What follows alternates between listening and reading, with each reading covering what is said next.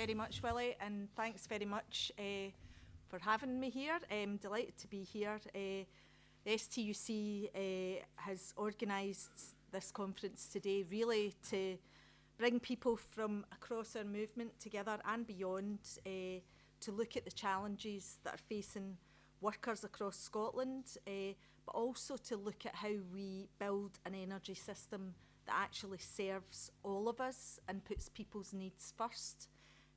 Because for us, it could not be any clearer that the system that we've got right now is working against us rather than for us.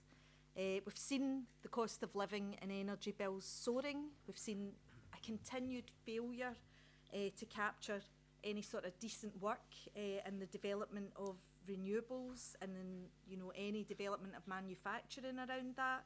And we've also seen the absence of any kind of real plan that actually is going to meet our climate targets. So it's a very unsatisfactory situation all round at the moment.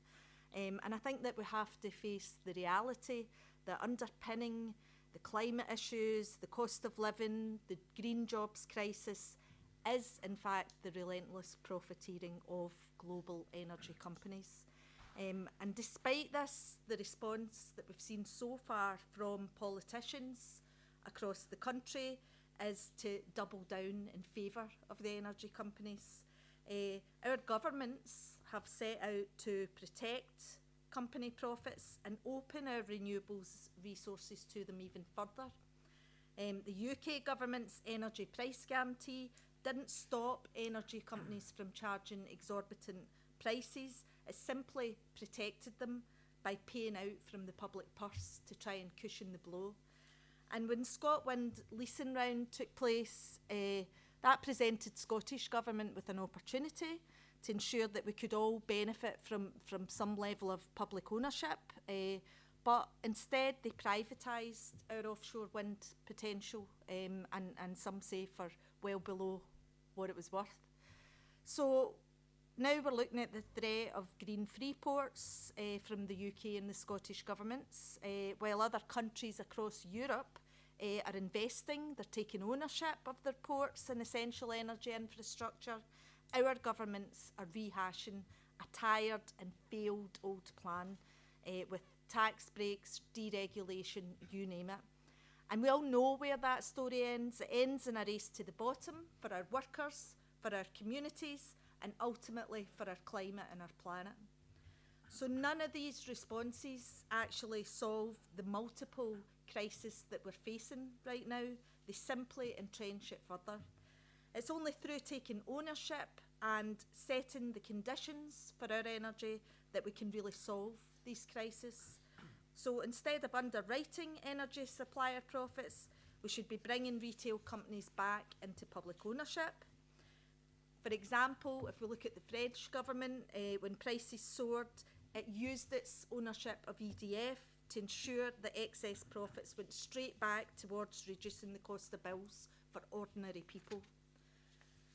Instead of sitting back and watching as global investors trade the national grid back and forth while enjoying its huge profit margins, the UK government should be taking ownership of our transmission and our distribution sectors by redirecting those profits and upgrading and expanding the infrastructure that exists for our energy transition. The infrastructure is just not fit for purpose right now, so it needs huge investment to get it to do what we need it to do. And instead of bowing to the energy giants by opening swathes of the country up to free port deregulation, we need to be taxing companies properly. They're making record profits and demanding higher worker and environmental standards. And sadly, we're very, very concerned that the free ports model is going to undermine a lot of that. So we're here today talking about the challenge of transforming our energy system in a way that addresses the climate crisis, the cost of living crisis, the green jobs crisis, all together at the same time, because they are linked. And it's not just a challenge, it's actually an opportunity for us. It is an opportunity for us to actually look at how we can build an energy system that's designed to serve us and work in our collective interest, We could build an energy system that prioritises vulnerable people. We could build an energy system that supports those in fuel poverty through fairer pricing for energy, one that turns our renewables resources into quality work. And we could be looking at community wealth building right across the country and using our energy systems to assist in that process.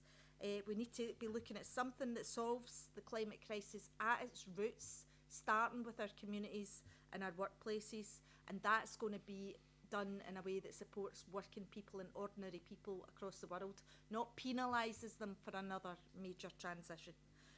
So the STUC's tax research that we released before the budget showed that if the Scottish Government chose to, they could raise up to 3.4 billion in extra revenue within existing powers.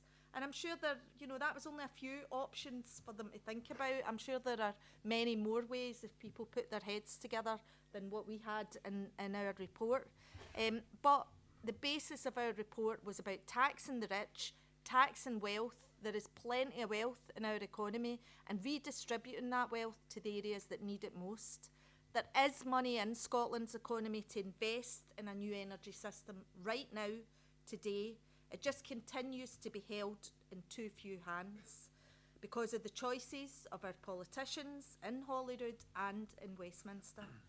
So while we will continue to engage with governments, we will always be happy to talk to the governments and push them and cajole them and make our arguments to them.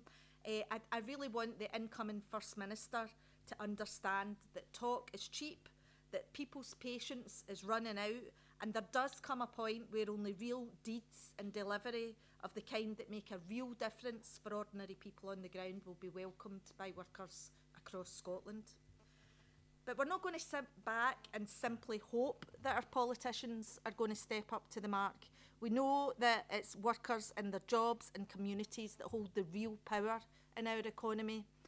This conference has been organised around our belief that workers have the answers, and that it's in workplaces and communities that the solutions to the crisis that we face lie.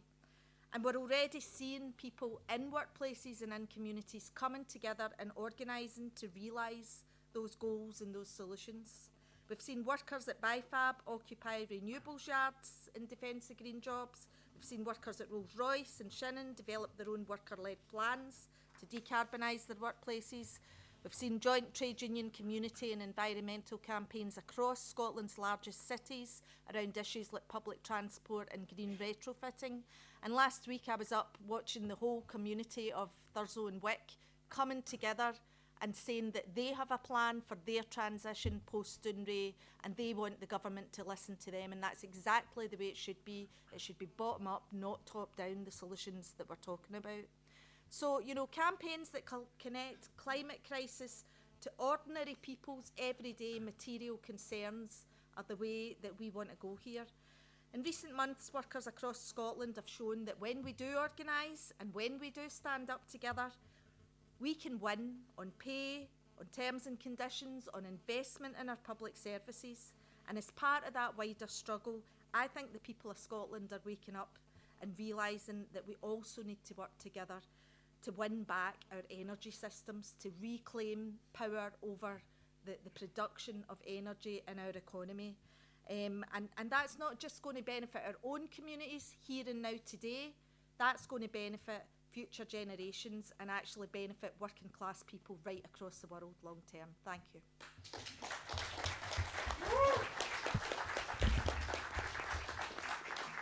Thanks, Ros. Can I ask Miriam to go next? Thank you, and thank you for inviting me to speak today. As Ros mentioned, the current energy crisis, it's underscoring long-standing entrenched inequalities, it's underscoring the sheer volatility and cost of our continued reliance on fossil fuels, and it's underscoring the systemic failures of a... Is that my phone? Nice phone. No, mine's on flight mode, it's fine. And it's underscoring the systemic failures of a privatised for-profit energy market. And profit extraction is the theme throughout this crisis. We need to create an energy system that is sustainable, that is affordable, and that means shifting from one geared towards profit maximisation and a private system. Over the last few years, BP and Shell have remained profitable. Over the last decade, they have spent tens of millions of pounds on shareholder payouts while receiving hundreds of millions of pounds in tax benefits. Incidentally, BP revealed around 8 billion of shareholder payouts. That amounts to amounting to more than 14 times as much as BP invested in low carbon activities. And between 2011 and 2021, the big six energy firms paid out almost 23 billion in dividends. That amounts to 6 times their tax bill over that period. So this crisis is emblematic of the wider challenges we face. It's footloose private fossil capital benefiting from eye-watering profits, while workers face real wage losses and fuel poverty soars and the energy crisis rages on. And what we need to see is change at every single level of government. At a UK level, we need to see systemic change in our tax system. In the 5 years following the Paris Agreement, the value of UK support for consumer and production-based fossil fuel subsidies amounts to around 12 billion annually on average. We need a comprehensive roadmap to phase out fossil fuel subsidies, to rapidly reduce then phase them out. An essential pillar of that needs to be a climate just approach for the tax system. It needs to be geared towards safeguarding low-income households and marginalised communities against higher costs after the phase out. Secondly, we need to see meaningful action on democratic public ownership. It is increasingly clear that the current approach to energy ownership is failing. It's failing consumers, it's failing workers, it's failing energy security. And taking the energy sector back into public ownership could be key to securing a just energy transition, to accomplishing better value for consumers, to more and better jobs for workers, and accelerated rollout of renewable energy infrastructure that the UK and Scotland so desperately needs. And public ownership, important to remember, is already the norm in loads of other countries. In Germany, 2/3 of all electricity is purchased from municipally owned energy companies, and since 2016, the Munich City Council has supplied through renewable energy to meet the needs of every single household. And in Scotland, we need to take action here and now to genuinely share the benefits of renewable energy as well. And as Roz mentioned, Scotland is a really good illustration of how this could and should have been done and how it can be done in future. While Scotland has dramatically expanded its renewable potential through ScotWind, it's not yet capturing the real benefits, the tangible benefits of jobs and the wider domestic supply chain benefits as well.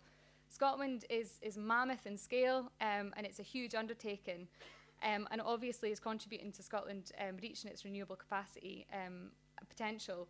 But while that in and of itself is commendable, the leasing process has represented a missed opportunity for harnessing Scotland's offshore wind potential in a way that actually maximises the shared rewards. So ahead of the next round, we need to be looking at public equity stakes, meaningful profit sharing mechanisms that should be considered, and a more robust approach to conditionality, one that actually is centred around job creation for good quality green jobs, around community shares and benefits, and the ways in which these projects of this size and scale could genuinely benefit domestic manufacturing supply chains. If we look, for example, at just a community trust in the North West Highlands, they own one 500 kilowatt wind turbine, which generates power and revenue for the area. The projected profits for that are 4.4 million over the next 20 years from one turbine. Now, we look at the size and scale of ScotWind, we're seeing that this is a massive missed opportunity here because the public benefits for this are just a drop in the ocean compared to the profits that are going to be generated from it. Secondly, we need to look at municipal energy companies. Local authorities should look to create and establish municipal energy companies that can develop, own and deliver low carbon heat like district heating and energy efficiency and infrastructure at a local and indeed regional level. And last but by no means least, we need coordinated action on a meaningful green industrial strategy. Ensuring that Scotland can prosper from decarbonisation and well-paid green jobs requires a fundamental restructuring of our industrial base and labour market. And essential here is to ensure that fossil fuel workers in any community in Scotland are never treated like Thatcher treated the coal miners, with action to address historic problems of chronic low investment, of low pay, of precarious work and the prevalence of extractive business models. And this requires the state to shift from simply intervening when industries or businesses fail to a more proactive role of the state to steward a green industrial strategy. That means harnessing policy levers to accelerate decarbonisation and create a fairer and more democratic economy. It means protecting the livelihoods of those impacted through active labour market policies. It means building on the fair work agenda and making it really meaningful. And it means scaling green unionised jobs, including through enhancing our domestic manufacturing base. A green industrial strategy also gives us an opportunity to look beyond what we might consider traditional realms of green jobs, to look, for example, at care work, which is both vital for delivering human needs required for our survival, but also should be understood as green work. It's low carbon in its very nature and should be integral to any green industrial strategy, as export-led industries are. The last thing I'll say is that the Scottish Government's recent draft energy strategy, at the point we're at now, with such limited time to turn the ship around and decarbonise our economy and do so in a way that's rapid and just, we should be seeing a comprehensive roadmap at this stage. And I don't get confidence when I read that we have that. Actually, this feels like a preliminary draft. It feels like it could have been written a long time ago, to be blunt. And so we need action here and now. And also for any future First Minister, burying your head in the sand and shying away from the actual really difficult questions of how we completely fundamentally rewire the economy and shift our industrial base doesn't help anyone in the long run. It doesn't help oil and gas communities. It doesn't help oil and gas workers in the long run. What we need is a genuine, comprehensive agenda that provides long-term sustainability for those communities. Thank you.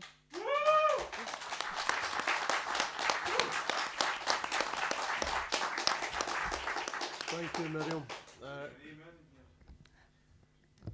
Joe next.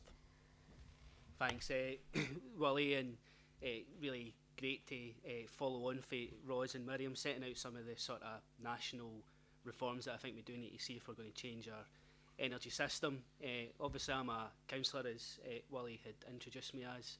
I was for 6 years the leader of North Ayrshire Council, and that's why I'm here today, just to give you some examples of how we shouldn't just be looking at what MSPs and MPs can do in terms of changing the energy system, but really asking questions of our leaders in local government as well about their ambition and what they're going to do in terms of this transition to a more democratic and sustainable economy. Because the reality is, when you're in a position of leadership in local government, you've probably got more power than some of the backbenchers down the road in Holyrood. You can actually make change, you can deliver change on the ground, and you can start to improve your communities.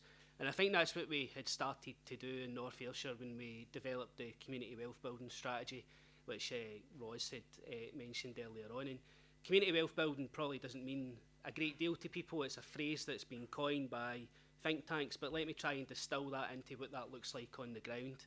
North Ayrshire's an area of post-deindustrialisation. We've got a really weak labour market, weak economy. We've got deep-seated inequalities. 1 in 3 kids are growing up in poverty in some of our communities. And that's been the case for the last 40 years or so. As we had Margaret Thatcher and we saw some of the big employers leaving the area.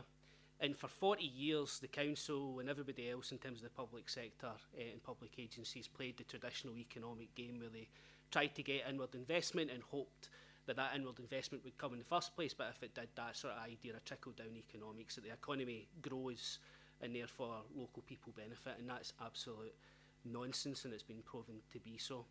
So we looked at North Ayrshire about what was happening across the world and looking at examples of how we could change the economy, and we worked with Matthew Brown in Preston, we worked with people in the Democracy Collaborative who are based in America, and we landed on the idea of developing a community wealth building strategy.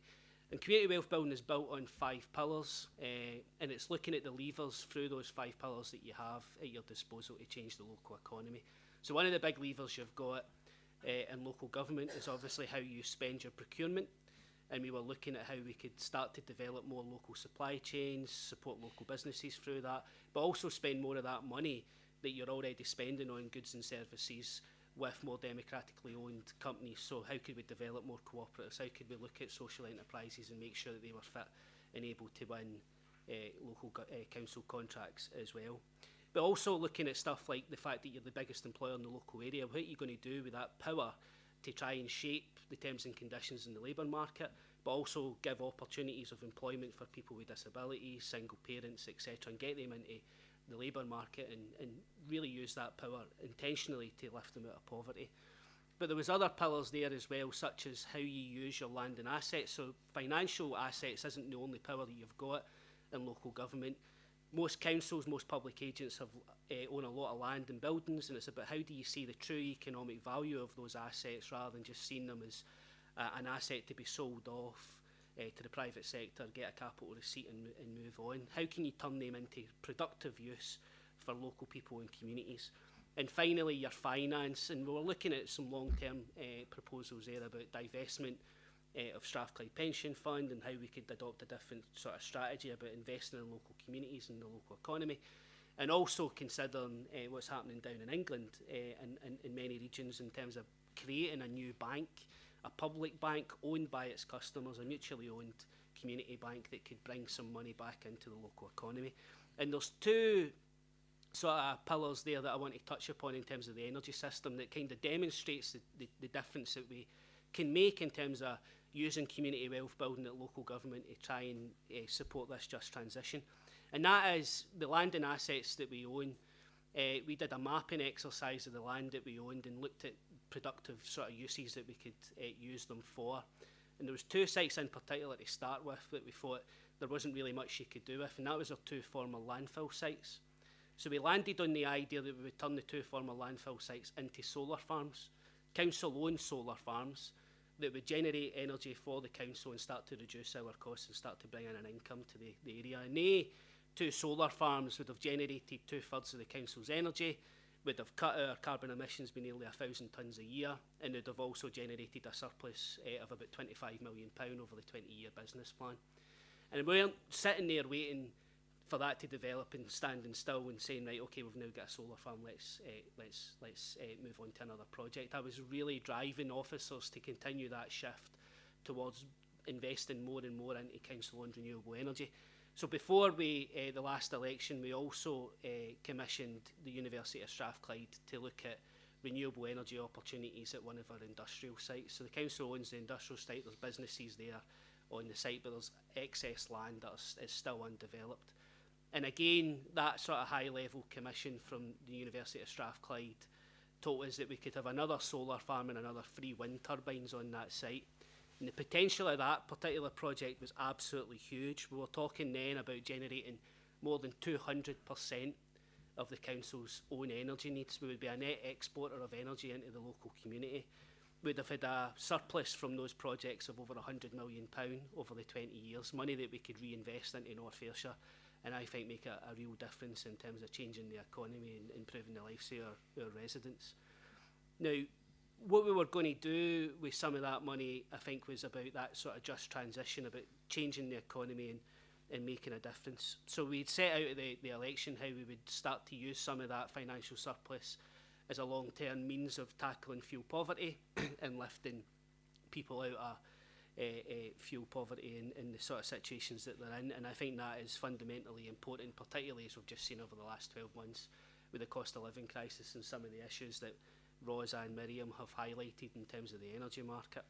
But we're also looking at how we could invest some of that into further renewable energy projects. For example, most of Scotland now has a city deal or a regional deal, and we have the Ayrshire Growth deal in North Ayrshire. And that is a traditional inward investment model where the two governments have come in with a block of money and you're developing sites for regeneration and economic growth. But if you take that sort of traditional economic capital inward investment sort of model, it will be that neoliberal model where you're expecting the benefits of that to trickle down. And I think that if you take a community wealth building model with it, you would, for example, see Hunterston within the Ayrshire Growth deal, and you'd be saying, actually, that's owned by Peel Ports, but if we're going to invest public money into that site, then we want to have a stake in it. We want to either have an equity stake in terms of the profits that are generated, or give us some land for a further wind turbine or a solar farm owned by the council that will generate its own income. So I think we need to take that approach to sort of traditional inward investment and reshape it in terms of community wealth building as well. And the third thing that we were going to do was use some of the surplus to start using a revolving fund to support cooperative development, to support democratic ownership models, and so that we could shift the wider economy and create more worker-owned businesses, which was the ambition as well. Now, none of that is particularly easy and quick, I've got to say.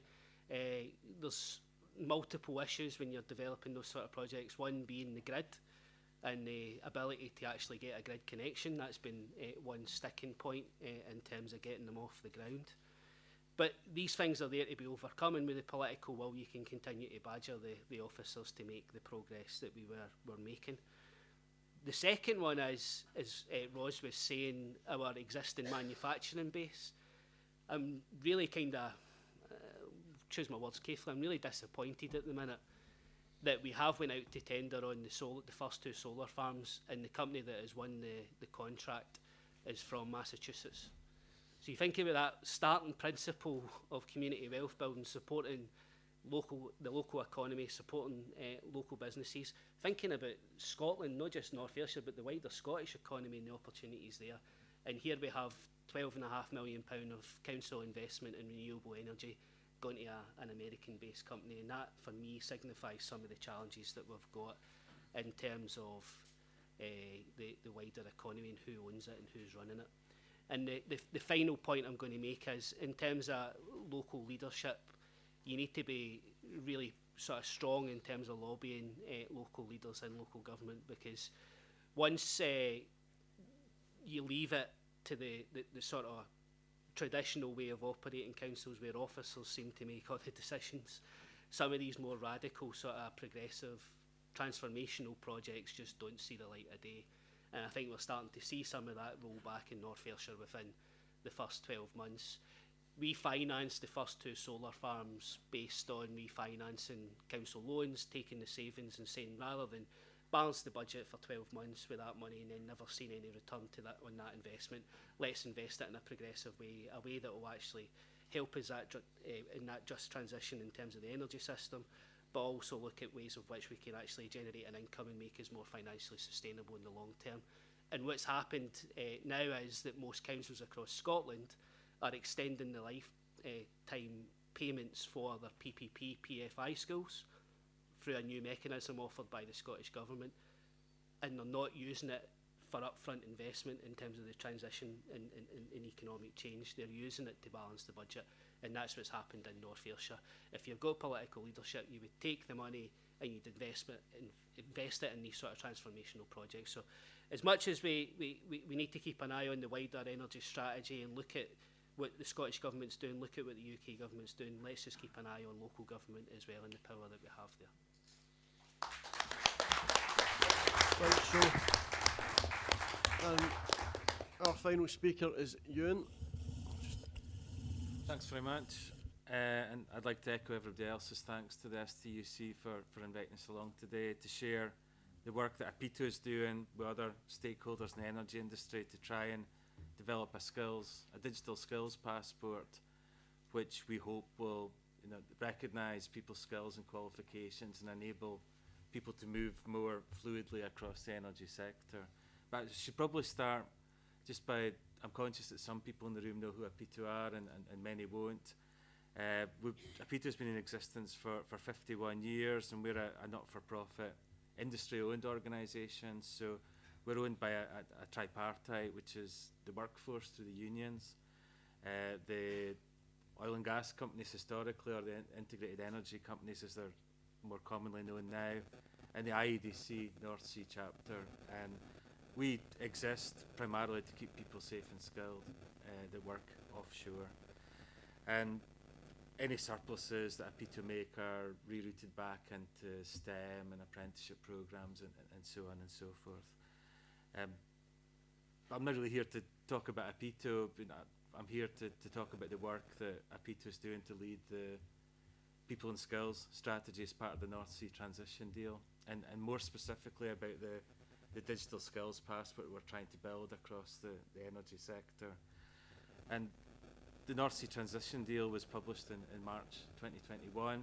It's a broad deal, but one of the key focuses and components of that deal is the people and skills strategy, and at the heart of that is a just transition for oil and gas workers into other energy sectors as the jobs start to decline in the oil and gas sector, and they start to ramp up in wind and hydrogen and carbon capture. And we published a Peoples and Skills Strategy in May last year, which set out 20 key priorities from a people and skills perspective. And that was broad ranging from how we attract young people into the energy industry in the future, how we retrain and reskill existing workers to move into other roles, how we attract a diverse, broad applicants to work in the energy industry in the future, how we work together across the energy space to anticipate demand better so that people can move from one project to another more fluidly and constantly, rather than projects competing with each other for time and resources. But one of the key parts of the integrated skills, people and skills plan was really about recognition of skills and qualifications for existing workers. And it's interesting because originally it started about trying to get a just transition for workers and recognition of their skills from oil and gas into other sectors.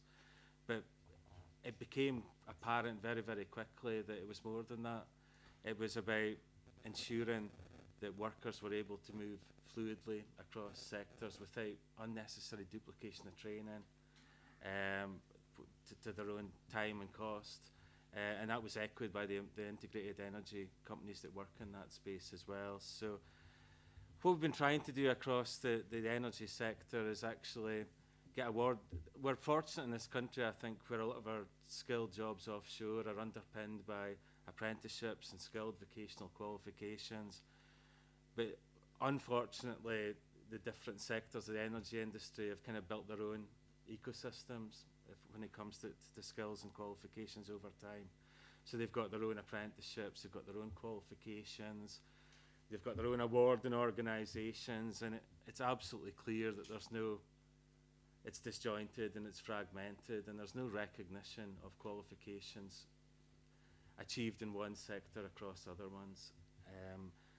And in a lot of cases, these are very similar roles, and we believe there's a high degree of skills transferability across those roles. So what we've been doing over the last year is we've been working with different awarding organisations to actually look at the different qualifications that, for example, an electrical technician achieves in different apprenticeships in different sectors. And it confirmed our thoughts, actually, that whilst we might be working with different substances and the working environment might be slightly different, the core skills of those skilled technicians are very, very similar from one sector to another. And we firmly believe that the qualifications gained in those sectors should be recognised by employers as people move from one sector to another. There's also, because the sectors have kind of built up their own ecosystem, there's a situation where people have to do technical top-up training to move from one sector to another sector.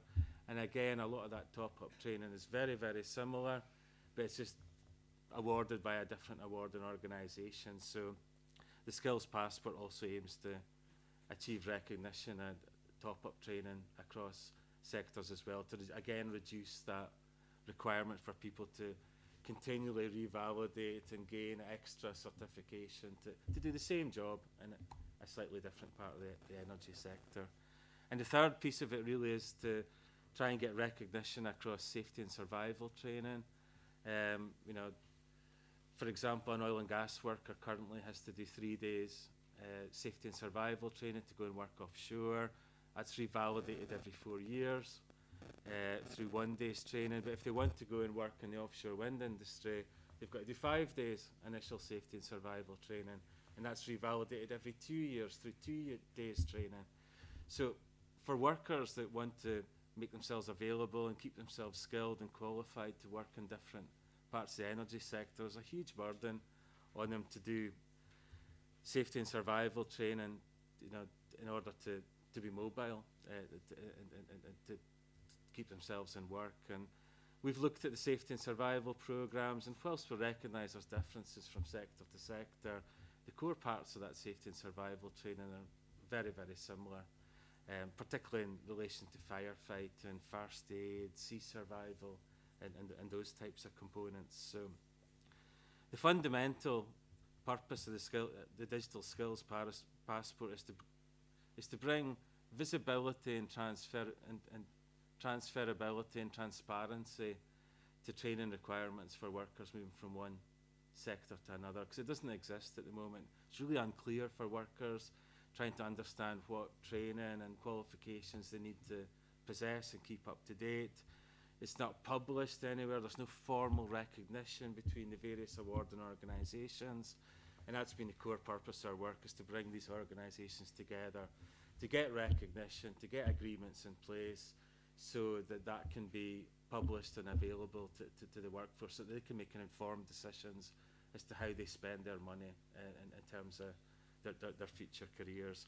And we believe, and many of the stakeholders that are part of this believe, that the best way to do that is through a skills digital passport, so that workers can actually get visibility in that app as to what qualifications are going to be required to do their job across different sectors. They can understand the career pathways. If they currently work as an electrical technician in oil and gas, but they want to become an electrical technician in wind or in hydrogen or carbon capture. So there's that visibility and common sense recognition across different programs in different sectors.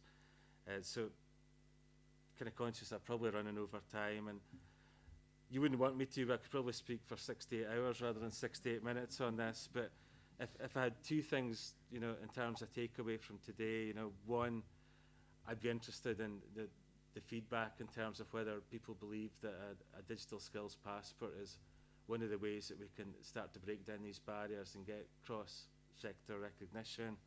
And also, if that is the case, you know, we'd like to, you know, count on the continued support from the workforce to make that voice heard, so that the skills passport can become a reality. And I have to say, we've had huge support to date from the STUC, Unite and RMT in our efforts to try and make this happen. It's not been easy. You know, there are some awarding organisations in the offshore wind sector, for example, that don't believe that a digital skills passport is the answer. They don't believe that there should be recognition and alignment across the programmes. We're still trying to battle through that, and we've got over 30 major integrated energy companies and contracting companies that have signed up to support this initiative and to try and make it happen. So I tried to distill that into 68 minutes, and I started a couple of times trying to navigate my way through it, but hopefully that sets the scene, and looking forward to the conversation later.